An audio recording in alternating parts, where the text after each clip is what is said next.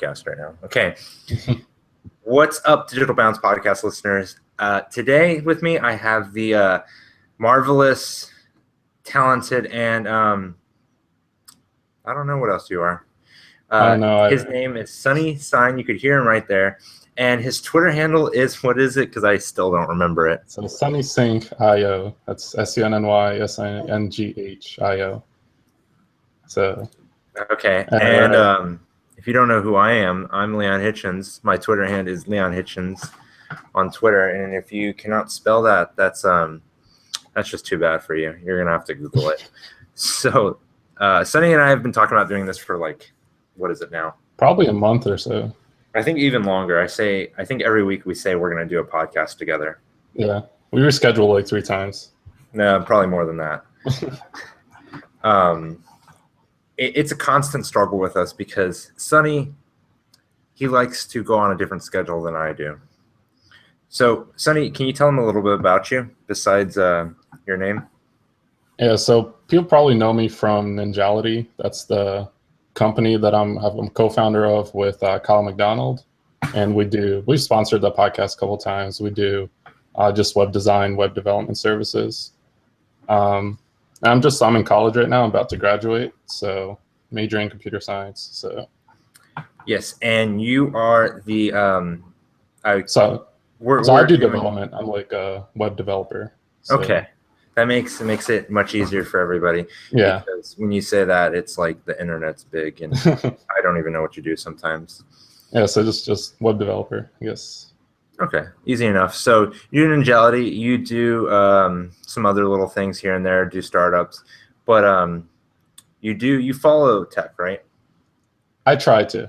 I know you read the iVerge, which is very disappointing. I mean, I like the Verge. Don't hate. No, I'm tired of the Verge. I saw an ad the other day. It was a Digital Trends ad, and they said no sex talks, no animal reviews, just tech. Wait, hold on. But I think what if that involves tech though? Well, they said no sex talk, no animal reviews. In the Verge, they do their animal review of like the beaver and the dog. Because that's tech. Okay. They do their sex talks like each week. Like, it's kind of weird sometimes. What was it? Digital Trends? Yeah, you never heard of Digital Trends? No, I've seen that before. Yeah, I tweeted them out. Like, I tweeted out the little Facebook ad because it was pretty funny. I got a kick out of it. Yeah, but the Bounds one is better. So. The Bounds? Yeah, the Digital Bounds, not the Trends. Digital Trends is like, they follow like 500,000 people and they have like 600,000 followers. Oh, wow. But I hate when companies do like I'm going to follow every single person possible, and then I try to do it real quick. I started doing that like on Devney's Twitter account, but then I just kind of got lazy. And it can look bad too. So I think when you're following more than like maybe 1,000, it's like I think as long as more people are following you, it's fine. I know you think differently about that. Well, yeah, you're gonna look at your Twitter feed and see like 500,000. You're not gonna be able to see anything. But on a brand one, you don't look at the feed. If you do, that's different. On a brand one, I want to interact with people and not just like have a giant slew of content going through my news feed. You can still reply, but yeah, but it's harder. Well, now with the new Twitter Engage app, it makes it so much easier. I thought you were trolling me with that, honestly. Like, because you said like, oh, there's a new Twitter app for iOS. What are you looking at? Okay, so the listeners, we're on a Hangout on Air. We have our Slack channel for back channel communication, and then Kyle's over here trolling me with saying I have purple in my teeth. Oh yeah, I see it. It's right there. No, I see it. Whoa, what is that? You guys are just trolling the hell out of me. Okay. Forgot what we were talking about. So we're talking about the Twitter Engage app. So when did that come out? 2 days ago? A day ago. He told me, it was like, oh, there's a new Twitter app for iOS. So it's like, oh, so it's a redesign? It's like, no, it's a new Twitter app. And you're like, okay, so, but then he told me there's no timeline. And that's why I thought like you were trolling me with that. But it's real. Yeah. So the Twitter Engage app is like It's the Facebook Mentions app, which lets celebrities or verified users or any brand like kind of just see statistics about their Twitter account. Basically, Facebook pages. Mm, Or what's the no, other one? It's Facebook Mentions. It's like Facebook Mentions, yeah. It's your popularity. They see all your statistics, and then you can kind of tweet at celebrities and stuff. And then on top of that, it shows you who's ever verified, who's replying to you. So if they're verified and they reply to you, they show up in there. I feel like it should still show all of them, but you kind of made a good point when we were talking about this before, like how mentions, was it Twitter Mentions, right? Or Twitter Engage, how like when celebrities use it, it kind of makes sense because you don't want to view all the people that talk to you. Yeah, you just don't want to see the normals. You want to avoid the normals as much as possible. So, but it doesn't let you choose. Can't No. like just filter. No, you literally get verified users, and it does not show you any normals unverified. It's a really niche app, but I kind of can see it. Well, if like you I really wouldn't use it. Like I think both of us probably would not use it. Maybe you'd use it on Digital Bounds, I guess, but even it then, seems like a celebrity type of app. Very celebrity. If you're very popular, if you're famous, and you get like a bunch of garbage thrown at you, you would use it. Other than that, it's just Twitter. Oh, well, okay. So Twitter also introduced the longer videos on Vine and. I saw. What's their streaming service? Periscope. Yeah, Periscope. I saw they're like they're gonna put the button in Twitter now, right? That's what I heard. So you'd be able to record, I think, from the Twitter app. Yes. It still launches the Periscope app, so you have to have it installed. It's just the Periscope's buttons in the actual Tweet Compose area. Okay. So I wish it was kind of built in, but that makes sense then. If it was built in, it would become more like Facebook Live. Yeah. But I don't know. I think I'd prefer to have it built in because it just makes sense. Well, Facebook Periscope already integrates really nicely with Twitter, so. Yeah, but I think a built-in app makes it a little clunky because then, well, I guess if done right, they could do it. True, but now that I'm thinking about it more, they already can like view everything in the Twitter app. On top of that, you can all you just can't do is send hearts and comment on a live video. All right. Well, I think even from the browser one. Oh no, yeah, you have to have the mobile app. So I don't know. That's the only problem I see is like having to comment, because then you kind of have like an app within an app, but that's just semantics then. Like how Kyle said, yeah, you have to be popular to use the app, the Twitter Engage, and Liam definitely wouldn't use it. Wow. More trolling. You guys are just going to troll me all day. A lot of Twitter now is just focusing on the celebrities in general. Yeah, that's true. I think that's where, I don't know, they need to have a better revenue model, honestly. Like, celebrities are what push Twitter in terms of celebrities usage. And journalists. So anytime I see CNN or like any sort of like general traditional news, they all have the Twitter handle. They go, this person Twitter handle, this person Twitter handle. So it's very like journos, celebrities, and then somewhat normal users that are still power users. So yeah, right? I don't know. I think that's it with Twitter. Twitter's love it, hate it. That's right. Today they had on the C-SPAN they're doing the Democrats, Republicans, they're like arguing about gun control and stuff.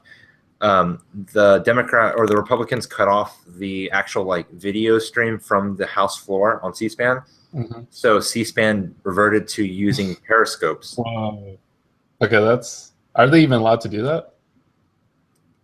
I guess it's public access. That's pretty cool. So like what, one of the members started recording? Yeah, one of the House members started just streaming, and it was just a vertical video. You saw it and you were like, what the heck? How many viewers, I wonder, got on it? Because like who watches C-SPAN? No one watches C-SPAN. I feel like some people do. The boring ones. No, I turn it on sometimes and then I like switch after 10 seconds. So when I had cable, I would just go C-SPAN up, boring, next one, next. It was just Exactly. one of those things I was like, no, it's C-SPAN. Like out of any government related media thing, that's probably the most boring one. But that's just my opinion on All of them. Um, it. Kyle's just trolling us in Slack today. So I want to hear your thoughts on WWDC. So Dub. All right. First thing. Okay. Well, first of all, I'm kind of like well rounded in terms of tech. I do use Android and I have a MacBook, We but I'm know not. you're a fanboy. It's okay. I'm not. I'm definitely not an Apple fanboy. But first thing with Apple, like I couldn't watch it because I had to open Safari. Also, I didn't have time to watch it. But even for like the small bit that I could have, I would have to open Safari and have to watch it on there. That makes no sense to me. Well, they want you in their ecosystem. They want you to use QuickTime. No, They want you no, to but use Safari and they can everything. get people in their ecosystem. Like what's the model between like me not letting me watch WWDC unless I'm on an Apple device on an Apple browser? That doesn't make sense. Don't you want as many people watching your stream as possible? I guess that is true. Get the most people on there and then get them excited to start developing for Apple. But you can't develop Apple products on any other product. Like you have to use a MacBook. Oh, well, like what if someone's like watching at work or something? I don't know. They I mean, hopefully have a MacBook. I don't know. It doesn't make sense. That was my main annoyance with it. So I didn't watch it. But you watched the live stream? 1 second. Leon's getting laid in right now. The baby across the floor. She decided to. Is she gonna be a surprise guest? Yeah, she's the surprise guest. She's going to tell us all about iPhones and how she loves to touch TV screens too. So, what was the question? Oh, did you watch the live stream of it? Yeah, I was watching it, but I was also watching like live blogs and kind of writing articles. So my attention really wasn't on the live stream too much. It was like screenshot, next, try to keep going. But I mean, I heard it was good.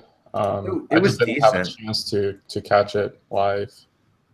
Like, I posted on the site like the 10-minute recap of it, and that was like the best thing ever because that was an hour and a half video or live stream. The keynote was an hour and a half? It was almost an hour and a half, maybe a little longer. But that was it's one of those things like they give you all these statistics and then they like announce a product, statistics, announce product, say how great they're doing. And like their one more thing was some like video that was just an ad. For what though? I don't even remember. I think it was for like Watch OS now or the Apple Watch or like inclusion or something. I don't know. So if we want to start from what they like actually talked about, we can like go from like they didn't announce any hardware to iOS 10 to like Watch OS and then Mac OS. So we can start with Watch OS 3 because that looks interesting. I honestly don't know much about it. So okay, so I know they were focusing on apps this time for the watch. That's pretty much all I know about.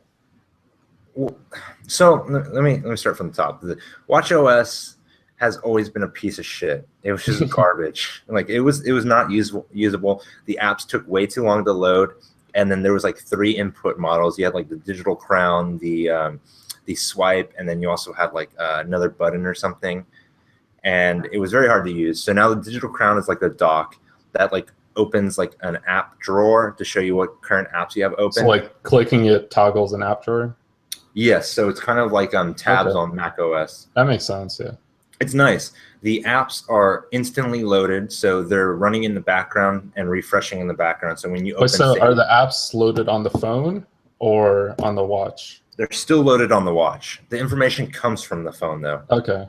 So I mean, before I think the app itself was on the phone, and that's why it took so long to launch. Right? Well, the app was still on the watch, but all the information was being refreshed constantly. So when you launched it from the watch, it loaded the app, it loaded the data from the phone, and then that data actually had to be updated and then pushed to the watch. So that was the big issue. Okay, but they improved performance a lot. They actually showed on stage, like, this is how shitty our old watch was, and now our watch does this, and it was a huge difference. Okay. Like, it was really exciting. The other part of it is now your watch kind of like operates as a token to unlock your MacBook. If you're wearing a watch, your MacBook will Okay, that's actually automatically really unlock. cool. I like that. Yeah. Doesn't Google do something like that though? Well, so it does it with your phone. With Android Wear, if it's, I think if you have your watch paired with your phone, you don't have to unlock it. Like the screen just stays unlocked. But if you walk away from it, where the connection just disconnects, then it'll lock the phone. Now So I'm it not doesn't. sure. It does. I don't know anything about the desktop though. Hmm. So there's probably a way to do it, but nothing that Google does, I think, officially. Maybe with Chrome or Chrome OS, maybe with- something. Probably with Chromebooks, maybe, but I'm not sure. So I want to like go off topic completely. I uninstalled Chrome. Okay. I updated you on that. I installed Yeah. Firefox. I threw Firefox away. Okay, I heard your switch to Opera. Yes. How long did that last? I'm still using it. It's You're so still much using it? faster. All right. So Firefox was slow. Like, I mean, it was so slow. It was great on battery, but super, super slow. When you saw like loading pages and stuff? Loading pages, switching pages, and even like adding extensions and everything was just slow. It felt clunky. Okay. And I kind of did look around. I was like, Opera kind of looks interesting, and there's extensions in there for AdBlock, and I can get Dashlane in there. So that was my big concern. Mm-hmm. I installed Opera. It's super fast. I did not know it was WebKit based, so I can install Chrome extensions. Well, Chrome actually isn't WebKit based anymore. It's whatever it's on, right? Yeah. They forked it. So Opera. Oh yeah, I remember that now. So Opera switched over to like Chrome's, to like Chromium, I guess. Yeah. So now you can use pretty much Chrome extensions on there. Which But is so kind of like nice. the battery life and the memory is better on it. Yeah. So I was kind of surprised. It's much, much better. Because Vivaldi, which is like a new browser, they also use Chromium, and it's pretty much the same issues with Chrome. So I'm surprised Opera doesn't have it. Opera. So what prompted all of this for me was the Microsoft like test where they like ran a video on a browser, and whichever one lasted the longest was like the best battery life. Yeah. Chrome crashed at like 4 hours on a Surface Book. Then it was like Firefox at 5 hours. Opera went for like 6 hours and 34 minutes. And then Microsoft Edge, of course, it's optimized for Windows 10, went for like 8 hours almost. So Opera is definitely like the middle ground, which is nice. I like how like one of the articles you wrote was how it's like Chrome's battery life still sucks on Windows, which I don't think a lot of people realize. Like I didn't know about that because I thought it was just bad on Apple. That was what I thought. Like my MacBook Air, Chrome will like drain my battery in like 5 hours, no problem. Yeah, like my MacBook's 4 years old, but still, it when I use Chrome, it's like it's supposed to be 8 hours. It goes to 4 hours. So it's really annoying because all I do, everything is in the browser. Like very mine's rarely, open all the time. Yeah. Yeah, very rarely do I open like Audition or Premiere or even Photoshop. So it's one of those things that I'm like, I'm always in the browser. I need something that's better battery life. It doesn't like. Yeah, if like Photoshop's really bad at it, you don't have it open all day, so that's fine. Yeah, I only have it open maybe an hour at most because I'm creating a quick graphic. So back to WWDC, iOS 10. Thoughts, opinions, comments. All right, one thing that Android needs is to be able to uninstall default apps. I'm sure like when they announced that, the crowd probably went wild, right? Yeah, well, they didn't specifically announce it. It was a third-party developer that like installed the developer version and then. Oh, so it wasn't announced at all. Oh, okay. Nope. They should have. Oh, they should have. Like, it makes sense if they. It's like, oh, you can uninstall our apps now. It's probably not the best thing for them to say, but.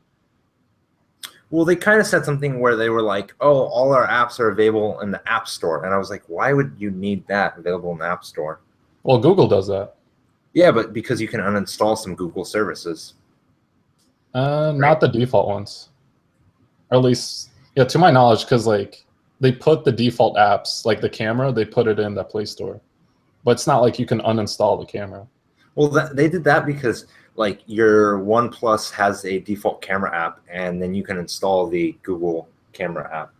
Right, but like for any default apps that you put on an Android phone, even on a Nexus device, like you'll have a set of Google apps that are on there, And then you you can't install you them? cannot uninstall them. You can disable them, but they'll still take up memory on your phone. So Well, disabling them is like almost the same, but it's still not. that's what the Apple ones do. They're supposedly not uninstalled completely. The resources are still stored on the phone, so they're not completely gone. It's just disabled. Oh, if that's the case, then it's the same thing that Android's doing. Yeah, but you can just hide your apps now. Well, yeah, okay. So yeah, it's a pretty big deal on iOS then.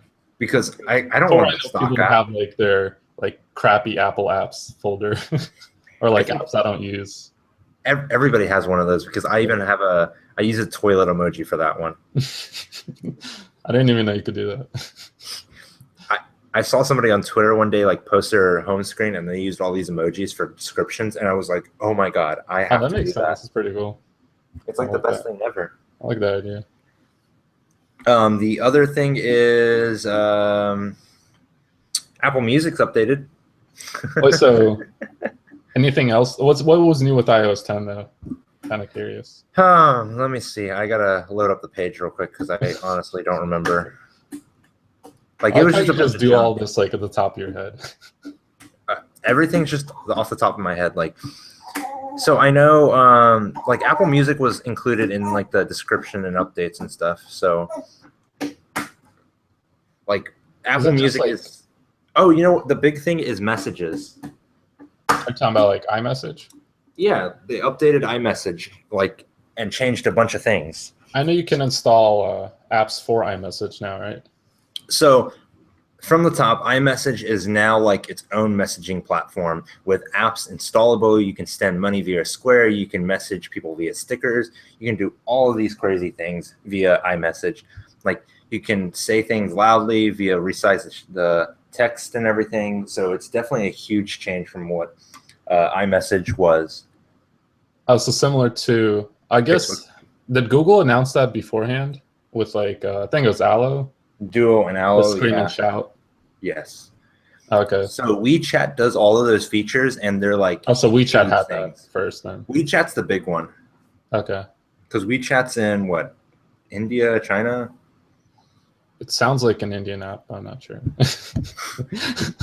I know it sounds bad, but they're gonna somebody's gonna tweet us and like tell us like the right country, and it's gonna be like Germany. That'd be weird. That would be really weird. But like those apps are like more popular in those countries, and yeah, I know like Line's popular in Korea, I think. Yeah, so it's all of those weird apps that are not popular here because iMessage and Facebook Messenger are like the go-to like messaging clients. Well, like my friends and I actually have used Line for quite a bit, just because like it had stickers and like it was better for group messaging. But now we're just using Discord, which is like it's more for gamers. But it's basically yet another messaging app. What is it called? Discord. I've never heard of it. Discord? Yeah, and it's actually like it's really similar to Slack.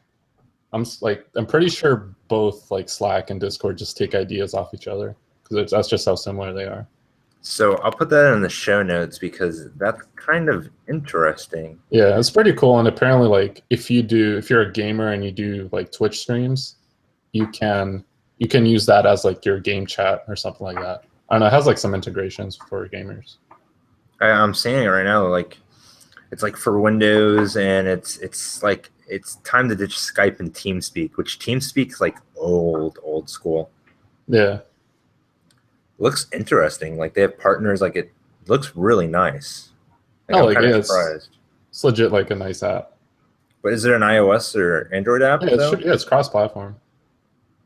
Like so I see a bunch of gamers using it. Wow. Yeah, but it's basically like Slack. I don't know. It's so similar to Slack. Well, Slack is like my go-to messaging for anything now. Like I've even like contemplated using it for the family. Like that makes sense. You can make a team for personal use. So. Yeah, like it's free. You can have like as many people as you want. You can integrate bots, so you can make like grocery lists. You can do all these like crazy things. So what's interesting, I found that like, because iMessage is pretty similar. Like Apple did something similar to iMessage as what Facebook did to Facebook Messenger, where they're turning it into a platform, but they didn't announce a bot platform at all for it. Well, they're not really going bots. They're going like Siri integration, which is kind of different than everything. But like, so would you be able to do the same sort of thing though? No, I feel because like they're kind of taking iMessage in terms of like, because like on Messenger you can order pizza, but I don't think iMessage you'd be able to do that. you can do that with Messenger, but you like go through the Domino's app. It's all about apps. It's not about bots. Right. Because Apple's been about bots since. Apple's been Apps, about apps since the dawn of time now. That makes sense. Okay. So they're just kind of going that route. The part that I said about Siri is now open to third-party developers. Oh wow. Okay. So it's going to be a lot more like Amazon Alexa minus. So like services can plug in, and then you'd be able to ask Siri for like stuff from different services. Then.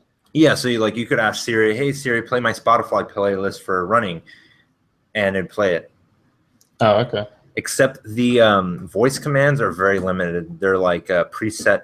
Like there's only like 10 voice commands you can actually like use. For like to integrate with. Yeah, so there's not like the ability to like start your own voice commands and then like Siri like learns them. Like Alexa, like you can teach Alexa new voice commands. No, it would have been way better if they announced it to have like way more voice commands that they could use. But I guess it's a start, so it's not bad.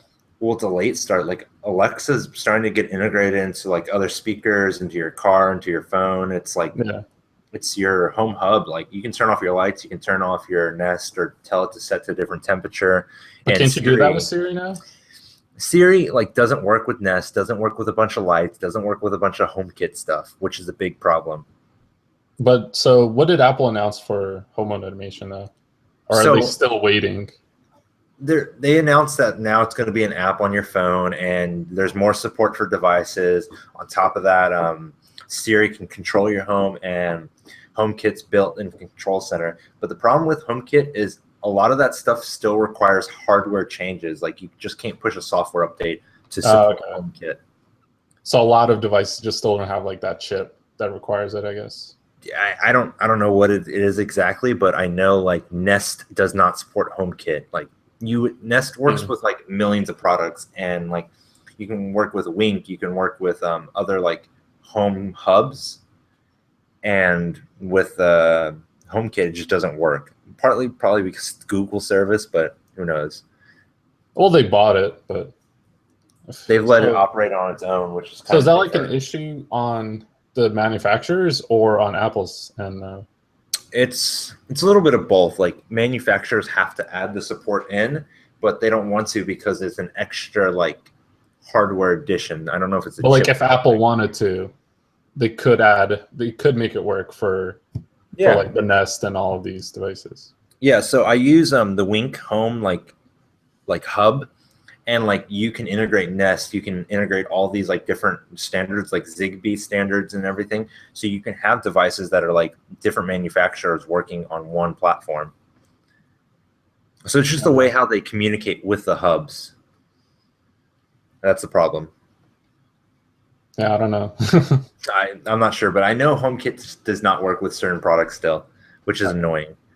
I think like what Apple needs to do is definitely have Siri be able to control like many different devices and apps for it to be successful, I think. Yeah, Siri needs to be able to control your smart home and be able to like set a timer and have context and do everything. So, I mean, like obviously I don't use Siri at all because I don't have an iPhone, which I also heard that Siri is coming to Mac OS, but it still doesn't seem like Siri's really. It doesn't seem like Apple's pushing Siri that as far as like different like as far as Alexa or Google Voice, I guess, or Google Now, but I feel like they're not pushing it as hard as other competitors. Yeah, so we'll take a little break real quick, do some ads and money, and we'll be right back. So we'll talk about Siri and Mac OS when we come back, guys. Yay. Okay. Give me a second. I need water. Need water. Yeah, it's right behind me though. I'll get water too. Let me get the daughter. Come here, Ethan. Put him.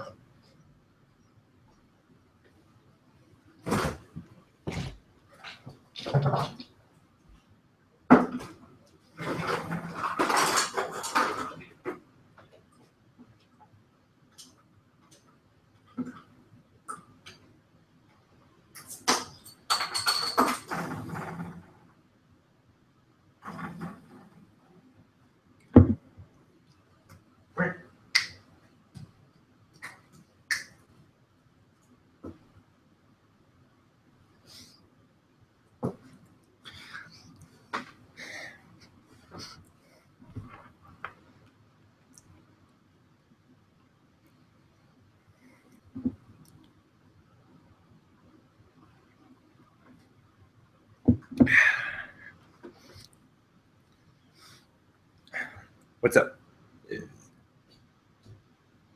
What are you doing?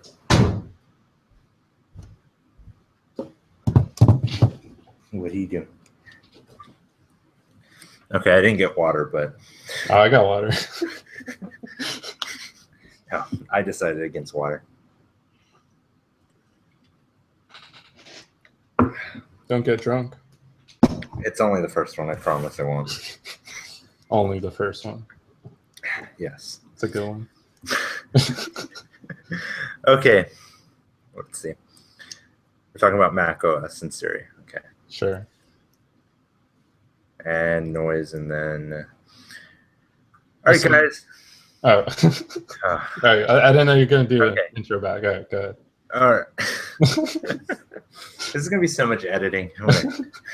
All right, guys. We're back from the short ad break. We got some refreshments, and we're ready to talk about Siri some more, Mac OS, which used to be named OS X. How do you feel about it, why. You know why they renamed it, right? Because people keep saying OS X. It's OS 10.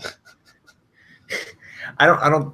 It might have been one of the reasons, but they switched from being iPhone, iWatch, and like all these iDevices to being Apple Watch, Apple MacBook, Apple this, everything. So now it's Watch OS, Phone OS, TV OS, and then Mac OS. So they kind of consolidated all the names together, which is. I think it's a pretty big deal because, like, even just looking from like the Mac side, because I liked it when it was just like Mac OS 10 because it was like it's a Mac OS and like that's the version number. But then they just renamed it to like, oh, it's just OS 10, and it's like you're not the only people making an operating system. No. Hold on. Apple is the only person making phones, only person making MacBooks, only person doing anything. Okay, you have to remember that. Yeah, we do revolve around it. But I think it's a good change though. I like it just being Mac OS. It just makes more sense. Well, when the rumors came out, I just kind of shifted to saying Mac OS instead of OS X. Yeah, I think I've done the same. Or maybe I always said Mac OS. I don't know. I feel like I said Mac OS a lot because it's just the MacBook, the Mac. And then let's see. The news app was updated. It looks a lot nicer. It looks more like a newspaper, which is cool. So what is it? The news app, Apple News. Who cares? I guess. Yeah, it's like you can do subscriptions now. There's breaking news updates, things that should have been added in at the beginning. Yeah. So is it basically like an RSS reader? Is it Feedly essentially? More or less. It's because you're not doing RSS, you have to like actually go in and it's kind of like Facebook instant articles. You have to like actually put your code in and it's do like it. Google Play Newsstand or exactly, just like that. Let's see. Photos was updated. It has facial recognition. Recognition. There we go. Location data, and you can sort your libraries based on like trips, location, time, dates, a bunch of things. And that's useful. Yeah. It's useful. It's all just sounding a lot like Google Photos, though. Yeah, that's what I was thinking. Because like I think from the start, Google Photos has had that, and it's like it's pretty useful. Like especially being able to search like, oh, my brother's name or like someone in your family member, and it just comes up. That's pretty cool.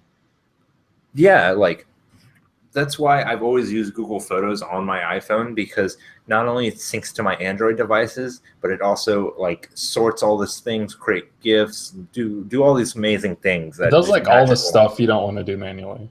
Exactly, and now Apple's going to do it too. Like I've always wanted to be like, oh, I'm going to have it, sorted by years, or do it by like trips or something. It's like no one has time to do that. So just being able to upload all of them and have it sorted automatically is nice. Yeah, it just makes managing your phone easier. Yeah. The other part was Maps has become its own platform too. So like there's apps and everything in there. So it's a lot more like it's a lot more open. In general, everything they opened up. Okay, so that's good. Yeah, it's good. It's okay. Like now you can like reserve a table through Maps via OpenTable. It's like that. I know like one issue I've had people say is how do like apps can't, because you're no longer opening an app anymore. Now you're opening like Apple Maps, and then you're reserving a table on there. No one cares about OpenTable at that point. So yeah, but like for users, it's amazing because no one cares about the app you use to reserve a table at a restaurant. No, and OpenTable doesn't care if you know who they are. They just care that they're getting commission on that table. Yeah, but I guess like the point is you're not opening their app specifically. They're just a service. They're just an integration. And that's like the SaaS companies now. A lot of these companies have shifted from being apps to software as services. Yeah. Again, I think it's good. That's just one issue I think people have raised about it. And it's like for app developers, that might be something to consider. Yeah, but it's like this whole issue of users don't download apps. They download Facebook, they download Messenger, they download Twitter, they download this and that. And then after that, they don't download apps more than maybe once a year. Yeah. That's the big issue. So now a lot of these companies are going, oh man, I can't get the users to download my app. I'm going to shift to being an online service that plugs into Messages, that plugs into Google Maps, plugs into iMaps, or what is it, Apple Maps. Yeah. So it is kind of interesting to see that shift from apps to software as service. I think it's a good shift, but it can be bad. But yeah. Why can it be bad? Like from a monetization standpoint, I guess. I don't know. That is the other issue that I've had with all these new software as services. A lot of stuff now is subscription based, so I'm getting like nickeled and dimed to death. Yeah, a lot of stuff that should not be subscriptions become subscriptions from there. Yeah, like I've been testing it on DB. Like we're doing all that stuff, and we're doing the subscription, which is like 99 cents a month. You get an ad-free thing, but do customers really want to spend 99 cents every month on like 10 different apps or services? Exactly, yeah. So sometimes just paying once for an app is better. And also, like, didn't Apple announce something with subscriptions for apps? Yeah, so the new updated subscriptions is instead of taking 30%, if you can keep that customer for a whole year, that first year they only take 30%. The second year they take 15 and 15 each following year. Oh, wow. Okay. So it's kind of good because now everyone calls it the Apple tax, and there's all these problems with it, and they're really pushing people to subscriptions. So like Tweetbot, instead of paying $10, $12 every year, they update the app. You just pay $10 a year and you get an app update every so often. I feel like, but they still take 30%. So it's not a solution to the Apple tax. But it's a small solution if you like keep a customer more than a year. Yeah, advantage. But just wait till Google. Google's gonna go, oh no, guys, we'll do it right away. Just we'll change everything. So while WWDC was going on, E3 was also going on. Yeah. The biggest announcement really was Project Scorpio and the Xbox One S from Microsoft. So the One S is like, it's slimmer, it's redesigned. Yeah. And that's pretty much it, right? So my theory on Microsoft and all these companies, they go, we're going to make a really cool device. Let's make it really shitty the first year and really great the second year. They're like, let's fuck customers over and make them buy a shitty device the first year. I mean, like, to be fair, that's like version 1 of any product, I guess. But at the same time, version 1 should be better. Like, cause like the Apple Watch was terrible, the first version of it. Yeah, but the software fixed it. The problems with the Xbox One are like it cannot stand up. It's huge. The fans are like always running. You have to like install an app to play Blu-ray videos. There's just so many problems. The power brick is the size of the Xbox almost. Yeah, that's true. So the problems that are fixed now on the Xbox One S is it can stand vertically or lay flat. There's support for 4K Blu-ray videos and 4K video games. The power brick is completely gone. It's just to plug a cord into it. If you want to use the Kinect, camera, you actually have to buy an extension like cord and plug it in via USB now. So Kinect is dead. I guess. Well, how much is that extension cord? I think it's like free if you already own a Kinect. Yeah, but if you want, so you'd have to buy the Kinect separately now, right? Yeah, so which you could always, but how much is it? Like 100? So the Kinect's 100. I've been looking for a Kinect personally because I really want to command my Xbox to turn off and on all the time. Yeah, that's pretty cool. And I've seen it like used and refurbished on Amazon for like $69, which is great. It's pretty good. But at the same time, I'm like, do I really want a camera that all I use it for is to like tell my Xbox to turn off and on? No, you got to play those Kinect games. What Kinect games are there? Like literally. I don't know. Like Just Dance? Yeah, get your workout in. I'm just gonna dance. You're just gonna see me dancing in the living room, like yeah, dancing to Justin Bieber. I can see. I mean that. Katy Perry. I'm more of a Katy Perry fan. Okay, so the other announcement from Microsoft was the Project Scorpio. That's their VR headset, right? It's their VR capable Xbox One. Oh, okay, right. Because they're gonna wait a couple years now, right? Well, it's just 1 year, really. So PS4 has the PlayStation VR that's coming out this October, and all these games are announced. Xbox is going to wait a whole year to announce a VR headset, really. It feels like we've talked about this outside the podcast, but it seems like they're going to take way too long. Well, you're saying that they're going to take too long, and that's going to be the downfall of the Xbox. I think they're kind of taking the Apple route to it, where they're waiting for VR to mature before doing it themselves. But Apple comes into a market that's messed up and that's kind of fragmented, and they go, look at this tablet. Microsoft's been doing tablets for 10 years. This tablet has multi-touch. This tablet has capacitive touch. This tablet has apps. This tablet has great battery life. All these great features that nobody thought of. I believe Microsoft's going to come in with a product that's like, oh, look, we can do this. We do this same thing as the Oculus. They do this and this and this and this. They're not innovating, I believe. But it's not like VR. VR at this point is like, first of all, the price I think is too much right now. I think the cheapest you can get is like, you don't have $1,000 laying around? I wish. I mean, like, so the price is part of it, and then I don't know. I feel like they're still kind of figuring out some of the issues for it. The games like at this E3, I think right now is when I'm like, oh, I might actually start playing VR games. Like it actually looks something like I would actually play.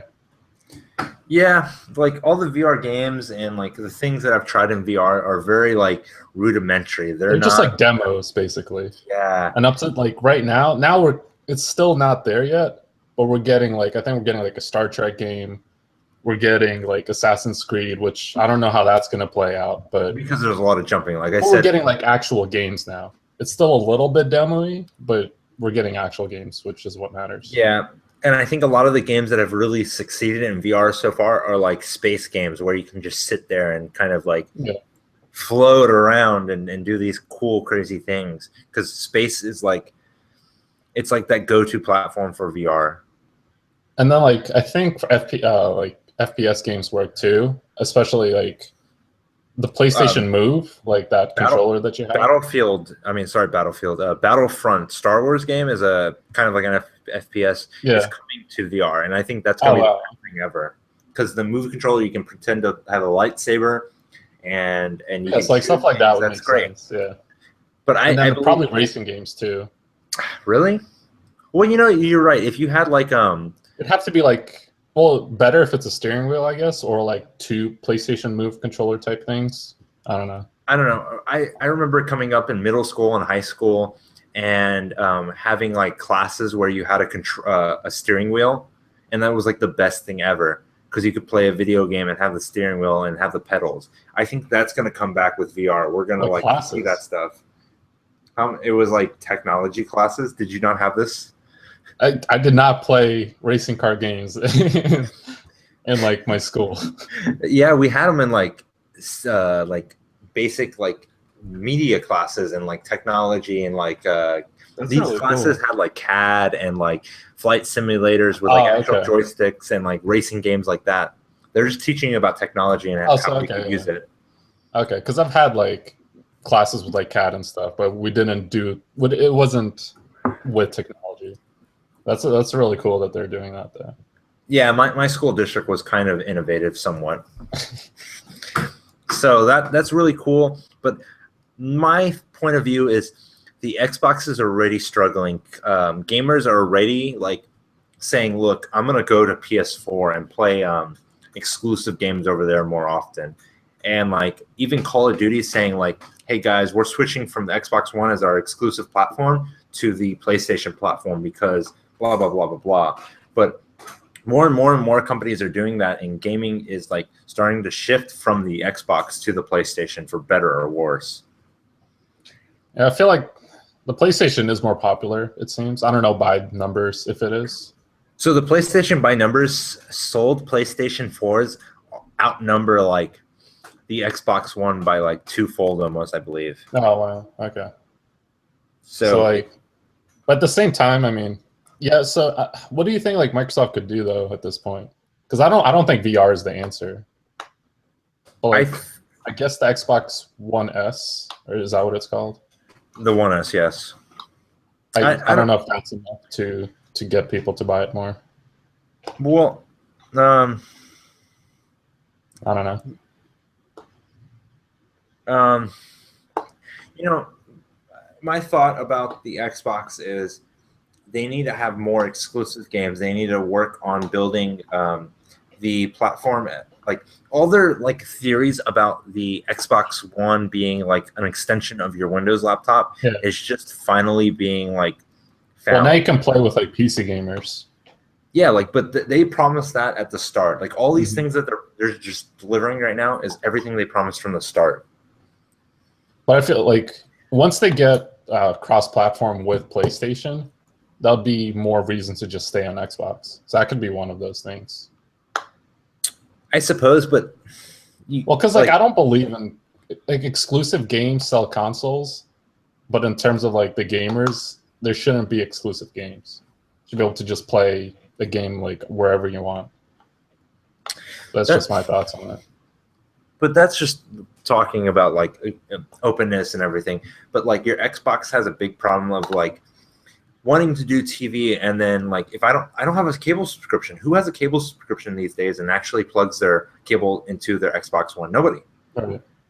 Why did they do that? Like they should have like integrated better with Netflix and integrated better with like over the top content and not just worried about all these other things. Yeah, they should have an app where it just consolidates like all the online streaming. That'd be really cool.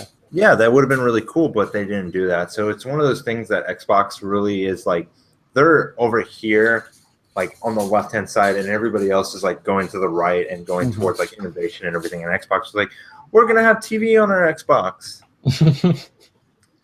So what did Apple do with Apple TV?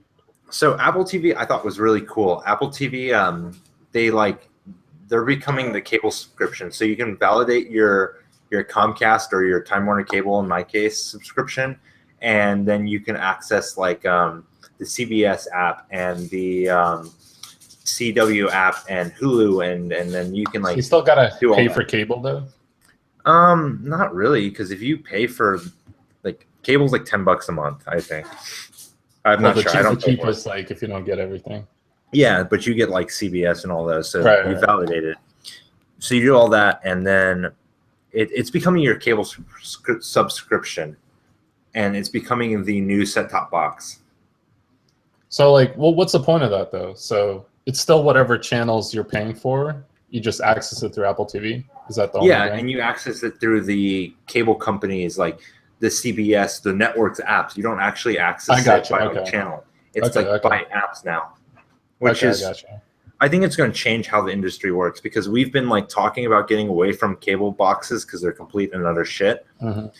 And we've been talking about getting towards like an open model where you can just go and get whatever thing you want and access it. It's going to be a different model in like the next 5 to 6 years. We need to have more like HBO Goes and Netflixes. We do, and I already hate it. I'm not kidding. Like, okay, so I have Netflix, I have Hulu. Okay, so Netflix is what, $10 a month now? I think they raised it. It's probably like 30 at this point. Okay, so Netflix. You need to pay for that new logo. You need to pay the designer. I'm not going to even get into that part. Okay. So Netflix is $10, Hulu's $8. That's 18 right there. Amazon's, it breaks down to $10 a month. That's $28 a month. I have HBO Go because I watch like Silicon Valley and Game of Thrones. That's another $10 a month. That's what, 38 right there. And then if I want to add like Showtime, if I want to add any of these other services, it's another $10. I know. It's another $10 a month. So it's one of those things that my cable subscription is just being broken apart. But that's still cheaper. No. Is it not? I think Time Warner Cable offers like cable and internet for like $60 a month. With all the channels? That like with HBO? So like altogether I think it's $100 a month. So I pay about the same. I mean, like, yes, once you start adding it all up, like ideally we would just have like basically Hulu would have access to more than what they offer right now. Yeah, but like more shows. Hulu's talked about adding like a live TV thing now, and I'm not having it. Like I'm already done with it. Well, like I would use Hulu if I could get, because like I don't know, because I watch I used to watch like shows like The Flash and The Arrow. I think those are on the CW, I think.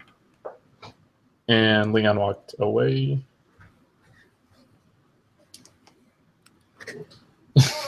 What shows did you watch? Yeah. So I was like, recently I've been watching The Flash and Arrow on the CW. And so I think, are they offered a CW on Hulu? Yes. So CW is a big partner of Hulu. Like all their stuff's next day. Okay. Like CW, Fox is a huge like proponent of it because they But then you still have to wait. You wait a week or a day? No, after a day. Like some shows like The Bachelorette that like they want to push you to watch live. Oh, they like stream a week later, but for the most part, everything's the next day. So I mean, I'm sure there's like a channel or like some show that is not on Hulu, and that's the problem. So like HBO, for example, you have to go to HBO and pay $8 a month or whatever it is. So I think that's the issue, is just too many like channels or networks that don't want to be part of a different service. Yeah. So like Hulu has an addition to add Showtime. They've talked about adding HBO. Like if you could just add them all into like your Hulu subscription, that's great. Yeah.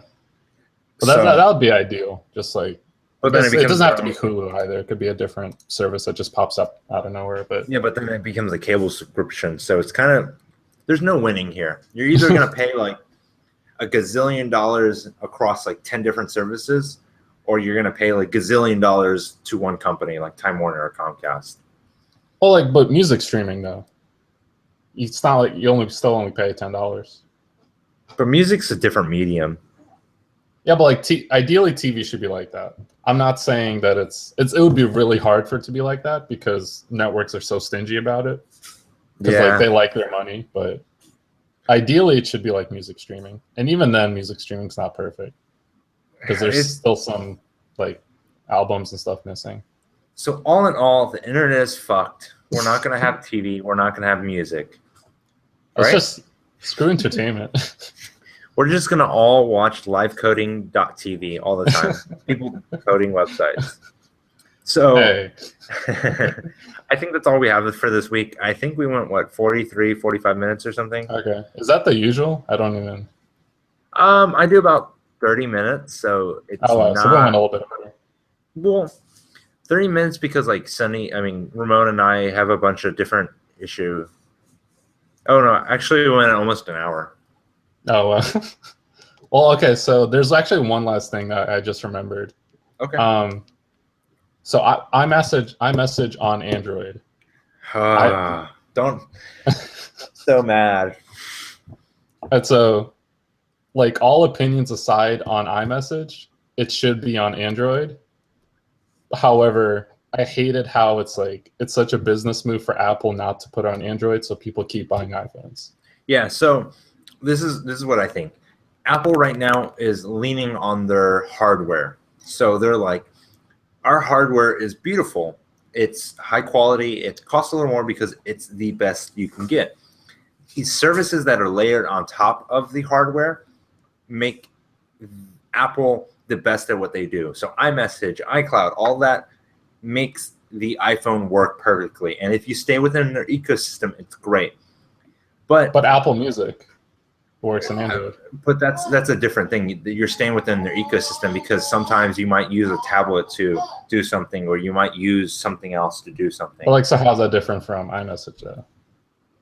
Let me get to it. Okay. So Apple right now is saying that we're a hardware company with services on top of our hardware.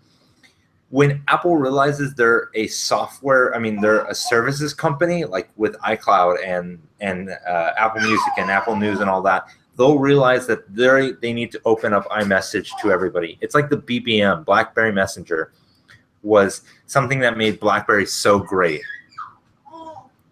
Right? Right. So now iMessage makes iPhone so great. If you're an iPhone user, iMessage is the reason you stay on iPhone. But that's just a business decision. Yeah, but if you take iMessage away, I would have switched automatically to right. So that's what I'm Android. saying. iMessage from the perspective of just being able to talk to people, iMessage should have come to Android. Yes, it should have. But would Apple lose money? Sure, unless they somehow get like the iMessage App Store on there or something like that. But on top of that, though, like Google is a software company. They don't make hardware per se. Right. And like I understand Apple's a hardware company. Yeah, so that's the difference. Apple's a hardware company with software layered on top of their hardware. So like if they didn't put Apple Music on Android, if they didn't, I don't know, what other services do they have on Android? That's it. That's it, right? If they didn't do that, then I'd be like, okay, all Apple services are on Apple devices. I don't care. Apple Music, I think the only reason they did that because they know some people like. Well, because they can make money off it. Yeah, like it's something that's just extra. It annoys me though. It really does annoy me because I would have switched to my Nexus 6P or even my OnePlus. I think I have a OnePlus. Yeah, and a lot of people feel that way. Like some people who love their Apple devices or their iPhone. Kyle. Feel like they use iMessage and that's fine because they also still love, like, even if iMessage was on Android, they'd still stay with the iPhone. But a lot of people are also like, if it was on Android, people would switch. That's literally that's like the BBM. They that's the only reason they use iPhone. Yes, that's the only reason I use iPhone is find my friends because Katie likes to see where I am, and then like I have other friends that like to see where I am. They like to just do that. And then also, it's a really scary thought for Apple. Yeah, because if you open it up to Android, you have all these users that switch between Apple and Android. Maybe I'm just a power user, but sometimes I do just switch to Android to use it. And then I don't have any of my messages, and it makes me really, like, I guess antsy, almost just, I don't know what to do. You just don't have access to it. So. Yeah. I would love like a WeChat or a WhatsApp or like even Facebook Messenger to become more popular and be able to message through that. Right. But it's not that good. Like I don't get all my messages. I don't get notifications all the time. So it's one of those problems. All in all, messaging sucks. Yes, it sucks, but the solution to all of this is if all the carriers and all these companies If get they on the improve new. SMS, right? No, they do have it's like a new platform for Yeah, SMS. If they adopt that new platform, so T-Mobile has, AT&T has, Apple and Google both have said they're going to support it on their new client, and that gives you instant messaging. That gives you like all these cool things that Facebook Messenger has. It's so if they do instant. that, hopefully, It will uh, fix it. SMS was like our greatest thing ever in the beginning, and then Facebook Messenger came along and changed everything, and then WeChat changed everything, and now iMessage is going to change everything, and hopefully this new platform. I think it's MMM. It's like it's AM. It's something. It's like MMS like that. It's the multimedia right. messages. It's like MMS version 2, basically. Yeah, and it's going to change it hopefully. Yeah, but I don't know when that's coming. So, But yeah. I don't know if it's going to come anytime soon. So, I think overall, that's okay. like WWDC, I think went pretty well. Like there's, I don't know, it was more focused this time. I felt like Apple's kind of knowing what they're doing. So Tim Cook has a different vision than Steve Jobs had. That's the big yeah, issue. for sure. And overall, WWDC was slightly boring, but it was all software based. And Again, like I would have hardware. loved to have watched it if I didn't have to open Safari, but it's not even like the effort that goes into opening it. It's just I should be able to watch it. But Apple, if you're listening to this, let me watch your keynotes. That's all I got though. Do you use Chrome full time then? Yeah, I still use Chrome. Like, I'm not ignoring the fact that it is a battery hog. I just, like, I use it for the 3-4 hours that it lasts, and then I just plug in. So to me, it's not a huge annoyance, even though I do carry my laptop around. But I just bring a charger. To me, like, it's more of an annoyance having, like, because I did try Vivaldi for like about a week or two. Man, I cannot talk. Vivaldi is still the same like platform that Chrome's built on. Right. So like if I have access to my extensions, it's fine. So I might try Opera maybe, but it's also just like all my stuff is on Chrome and it's all synced with Google. So see, I moved away from syncing with Google because like I don't need my tabs on my mobile phone. Accessing my tabs on my mobile phone is kind of hard and all this different like issues. So yeah, I don't use it. It's just there. I don't know. I guess I disabled like spell check because I use Grammarly and I use Dashlane for my password manager. And did I say Dashlane? It's Dashlane. Dashlane, yeah. Yeah, I use it too. So like I disabled like sync across all my devices and all this other stuff. I'm thinking about downloading Opera on my iPhone. If it's available. I don't know if it's available for Chrome. It'll still use like the Safari rendering engine, but it still syncs like tabs and stuff. Right. And preferences and stuff. So I'll try out different browsers, but I feel like I'll just always end up going to Chrome for like small reasons. Yeah, but I feel like other browsers like Firefox, like they can lag at times. Just simple stuff like moving buttons out of like into a new window or something like that. So, like Firefox lagged when I even like tried to open up more than like 5 tabs. Yeah, so I don't know. Opera's the best medium I've found so far, and it's only been like 3 or 4 days since I started doing my like main searches. No, how come you don't use? Have you tried Safari or you tried Edge, right? So I'm using my Dell XPS. Edge does not have Dashlane or Grammarly support. So that's the big issue. Chrome is a huge battery hog. I only get like 3 hours battery out of it. And then Firefox is too laggy for me. Opera has been the best thing. Like WebKit just works. And then what about Safari? I don't want to put Safari on my Windows laptop. Oh, on Windows. Okay, gotcha. Yeah, my MacBook Air, I use Safari. No problem. Like that's what I use. But not here. Like, I wish Edge was a little more powerful with extensions and everything, and Microsoft didn't like shoot a knee when they like released it, because Safari is pretty powerful. I don't know about that. Like they lag because like just from web development standpoint, they lag with technology quite a bit. They're changing that, but there's still a lot of stuff that's not available. It's just there's no perfect medium. Whether it's Safari, it's a browser, or it's entertainment, or it's an iPhone or an Android, there is no medium ground. It's just it all sucks. Like you have to like patch your own systems together. Now you could stay in one ecosystem and work everything greatly, but it doesn't work that way that much. So then you don't get to try new stuff. So exactly like what I'm like Grammarly's the best, like spell checker, Dashlane's the best password manager. That's arguable.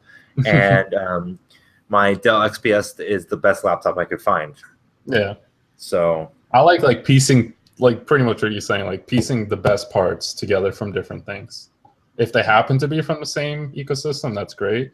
But normally it's not the case. You'll always find that one thing that's not perfect. Yeah, so. Like now within our company, we use Slack, we use Trello, and we use like Google Calendar, and it's all kind of meshed together. They're all web services, so like they work together. So. Yeah, there's all open APIs and stuff. So that's all we have for this week. We've gone a little long, but I think everybody will like it. I'll cut it down. Better like it. No. I hope so. We'll see. I'll edit it and publish it today, maybe, or tomorrow. Thanks for having me, though. So no problem. We're gonna have you more often. I know we will. We'll have you more often as a guest, and I really want to do like have more people as guests. Like, that'd be really cool. Like do like 2 or 3 people on at a time and stuff, but it's so hard to find people. I wonder if you can get some people from like the places that you work for. I'll ask them because we have Slack chats and stuff and everything, and I bet you they would love to talk to me and you. And you should definitely get Matt Philly on. Really? Or not Matt Philly. Who am I talking about? No, David DeFranco. Whatever. Matt. What's his name? DeFranco.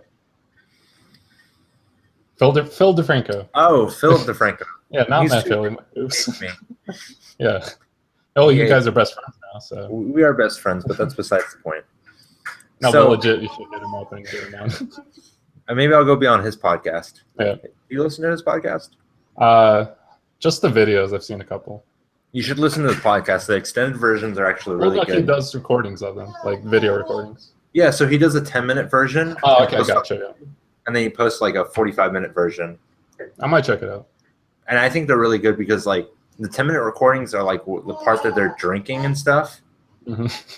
And the portion before is like when they're actually getting drunk. And the portion afterwards, like they're drunk and they're trying to talk about like House of Cards or like these weird card games they like. Sounds like a mess, but also really fun. So. It is really funny because they're all so different, and everybody that he has on are like creators and they're creatives and they're like makers. So it's really interesting. Yeah. I'll check it out. So you can find us on Snapchat, Instagram, Twitter, Facebook, and anywhere else that you're social at Digital Bounds. Check out digitalbounds.com for show notes and other information on everything technology. We have product hunt recaps along with like listen with us to find the best podcast, and we support a bunch of Kickstarters around the web. So check us out on digitalbounds.com. Also, tweet Sunny at his crazy Twitter handle what you thought of him this podcast. So thanks for listening, and I hope to see you guys whenever we record the next podcast. All right, Anything peace out. else, Sunny? No, that's okay. it.